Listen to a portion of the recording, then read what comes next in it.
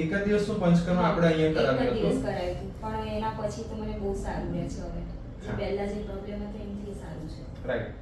And she has RA factor near about 258 258 RA factor હતું जो normal below 15 होना चाहिए.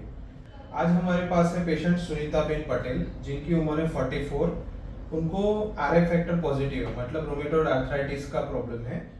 जब आए थे तो उनका कहना था कि उनको 10-12 साल से सीवियर जॉइंट पेन है, मॉर्निंग स्टिफनेस बहुत रहती है, जो आम बात मतलब कि रोमेटोइड आर्थराइटिस में जो सिम्टम्स रहते हैं वो सारे, जैसे कि सुबह में थोड़ा फीवरिश फील होना, कॉन्स्टिपेशन, इंडाइजेशन, ये सब था.